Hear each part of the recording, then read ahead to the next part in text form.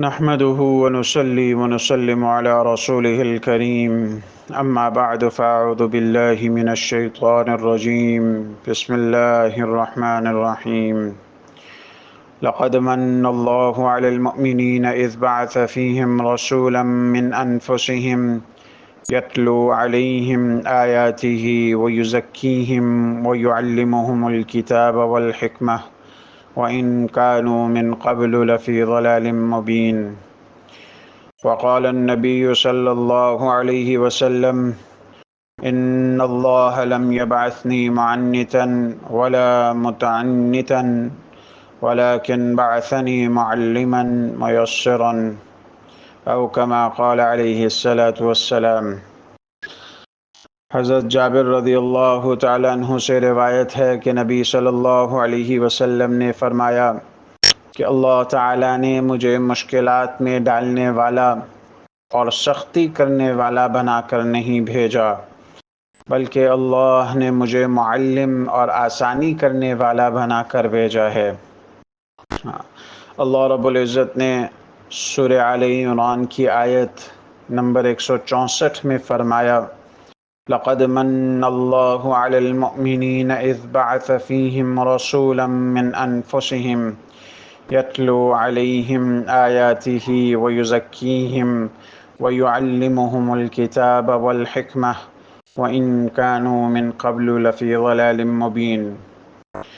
اللہ نے ایمان والوں پر احسان کیا ہے جو انہی میں سے رسول بھیجا، وہ ان پر اس کی آیتیں پڑھتا ہے اور انہیں پاک کرتا ہے اور انہیں کتاب اور دانش سکھاتا ہے، اگرچہ وہ اس سے پہلے صریح گمراہی میں تھے۔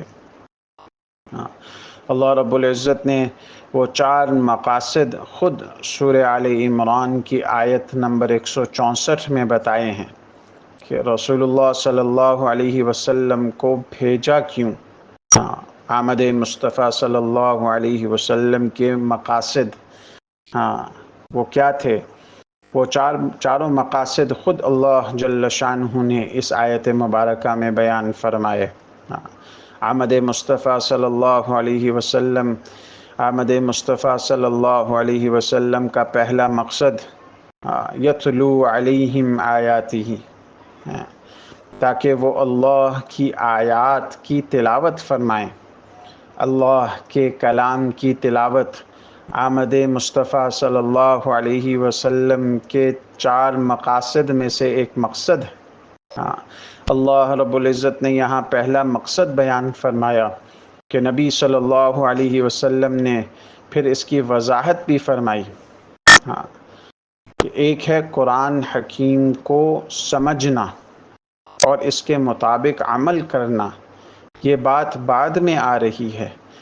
صرف قرآن مجید کی تلاوت کرنا اور اس کو پڑھنا، یہ آمد مصطفیٰ صلی اللہ علیہ وسلم کا مقصد ہے۔ اب قیامت تک اللہ کا کوئی نبی نہیں آئے گا، اس لیے یہ امت مسلمہ کا فریضہ ہے کہ وہ ان 4 مقاصد کو قیامت تک پورا کرتی رہے۔ یہ تلاوت کلام پاک کرنا کیوں ضروری ہے؟ ممکن ہے بعض لوگ معاشرے کے اندر ایسے ملیں گے اور وہ یہ کہتے ہوئے نظر آئیں گے کہ صرف قرآن مجید پڑھنے سے کیا ملتا ہے۔ بڑے بڑے قابل لوگ سوال کرتے ہیں کہ آپ اپنے بچے کو قرآن پاک پڑھاتے ہیں، اس سے کیا ملے گا؟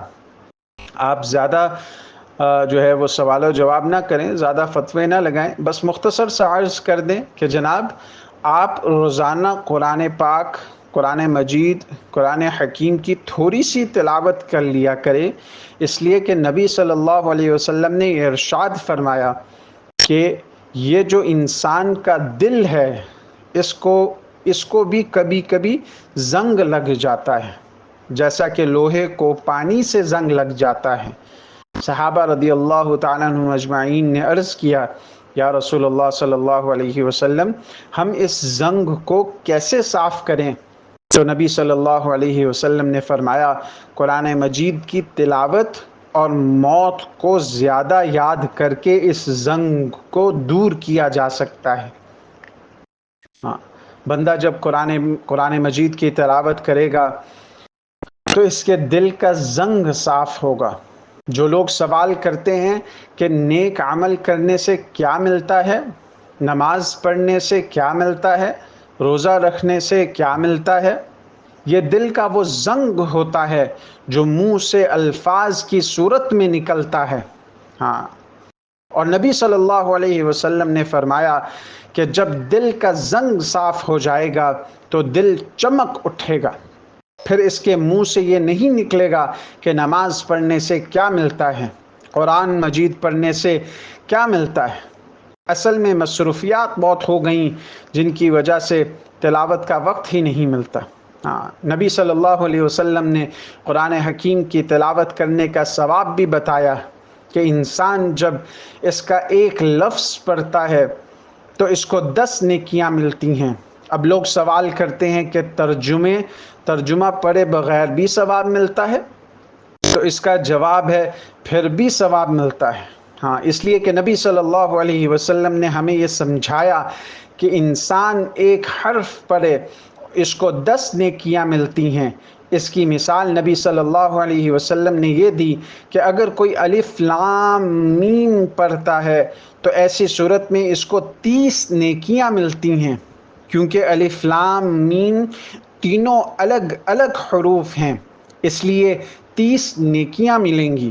کیونکہ الف لام میم کا ترجمہ ہمیں معلوم نہیں ہے، یہ انسان الف لام میم پڑھے تو اس کو 30 نیکیاں بھی ملیں گی اور آمد مصطفیٰ صلی اللہ علیہ وسلم کا مقصد بھی پورا ہوگا۔ جی ہاں، آمد مصطفیٰ صلی اللہ علیہ وسلم کا دوسرا مقصد وہ یزکیہم، انہیں پاک صاف بنائیں۔ اللہ تعالیٰ نے نبی صلی اللہ علیہ وسلم کو اس لیے بھیجا کہ آپ لوگوں کے نفوس کو پاکیزہ بنائیں۔ اور پاکیزہ کیسے؟ کہ ان کے اندر جو برائیاں ہیں، جو عیب ہیں، جو برے اخلاق ہیں، جو بری سوچیں ہیں، جو برے جذبات ہیں، ان کو نکال کر اچھے اخلاق، اچھے جذبات اور اچھی سوچیں ان کے اندر داخل کر دیں۔ ان کے اندر سے نفرتوں کو نکالیں، ان کے اندر دشمنی اور کینے کو نکالیں، ان کے اندر سے جھوٹ کو نکالیں، ان کے اندر سے بدنیتی کو نکالیں، بددیانتی کو نکالیں، ان کے اندر سے خیانت کو نکالیں، ان کے اندر سے مال کی محبت کو نکالیں، ان کے اندر سے بے حیائی کو نکالیں، ان کے اندر سچ پیدا کریں، ان کے اندر امانت پیدا کریں، ان کے اندر دیانت پیدا کریں، ان کے اندر تقوی، ذکر، شکر، صبر، عفو، درگزر اور تحمل پیدا کریں۔ نبی صلی اللہ علیہ وسلم نے اپنی آمد کا یہ مقصد اس معاشرے میں 100% پورا کر کے دکھایا۔ وہ معاشرہ جو گندگیوں سے بھرا ہوا تھا، اس معاشرے سے نبی صلی اللہ علیہ وسلم نے یہ ساری گندگیاں نکال کر جن انسانوں کو بنایا، ان انسانوں کو آج ہم صحابہ کہتے ہیں۔ ہاں، ایسے انسان بنائے کہ اللہ نے ایک ایک صحابی سے راضی ہو گئے۔ ہاں، ایک ایک صحابی کے بارے میں فرمایا رضی اللہ تعالی عنہم، رضی اللہ تعالی عنہم۔ ہاں، ایک ایک صحابی سے راضی ہو گئے۔ ہاں، آمد مصطفیٰ صلی اللہ علیہ وسلم کا تیسرا مقصد وَيُعَلِّمُهُمُ الْكِتَابِ، اللہ نے اس لیے رسول اللہ صلی اللہ علیہ وسلم کو بھیجا تاکہ آپ لوگوں کو کتاب اللہ سکھائیں۔ ہاں، صرف ترجمہ نہیں، صحابہ کرام رضی اللہ تعالیٰ عنہ مجمعین نبی صلی اللہ علیہ وسلم کے سامنے قرآن مجید پڑھتے تھے، اور قرآن چونکہ عربی میں ہے اس لیے وہ عربی کو خوب اچھی طرح سمجھتے تھے۔ یہ تو امت کو معلوم ہے کہ بے شک نماز مسلمانوں کے ذمے ایک ایسا فریضہ ہے جو وقت کا پابند ہے۔ اب نمازیں کتنی ہیں اور کب پڑھنی ہیں، نبی صلی اللہ علیہ وسلم نے کتاب اللہ کی تعلیم دیتے ہوئے دین کے 5 شعبے سکھائے ہیں۔ ہاں، جبکہ آج کے دور میں لوگ 1-2 شعبوں کو سنبھال کر باقی شعبوں سے غافل ہو رہے ہیں۔ ہاں، اور وہ 5 شعبے کیا ہیں؟ ایمانیات کا شعبہ، عبادات کا شعبہ، معاملات کا شعبہ، معاشرت کا شعبہ، اخلاق کا شعبہ۔ ہاں، اب لوگ یا تو نمازیں پڑھ لیتے ہیں اور معاملات اور معاشرت کا سرے سے تعلق ہی نہیں۔ ہاں، آمد مصطفیٰ صلی اللہ علیہ وسلم ہمارے گھروں کے لیے بھی ہوئی تھی، آمد مصطفیٰ صلی اللہ علیہ وسلم ہمارے کاروبار کے لیے بھی ہوئی تھی۔ ہاں، یہاں اس بات پر بھی زور ہے کہ اخلاق بہت اچھے ہونے چاہیے۔ نمازوں کو چھوڑ کر اخلاقیات پر زور دیا جا رہا ہے، حالانکہ یہ دین کے پانچوں شعبے آمد مصطفیٰ صلی اللہ علیہ وسلم کے اس تیسرے مقصد سے وابستہ ہیں۔ جی ہاں، آمد مصطفیٰ صلی اللہ علیہ وسلم کا چوتھا مقصد والحکمہ، اور اللہ تعالیٰ نے اس لیے رسول اللہ صلی اللہ علیہ وسلم کو بھیجا تاکہ آپ لوگوں کو دانائی سکھائیں۔ یہ دانائی کیا ہوتی ہے؟ تمام مفسرین نے لکھا ہے کہ یہاں حکمت سے مراد دانائی ہے، اور دانائی سے مراد یہاں یہ ہے کہ اللہ اور اس کے رسول صلی اللہ علیہ وسلم نے جس چیز کو حلال قرار دیا ہے یہ انسان اس کو حلال سمجھے، اور جس کو اللہ نے حرام قرار دیا ہے اس کو یہ حرام سمجھے، تو یہ شخص معاشرے کا سمجھدار انسان ہے۔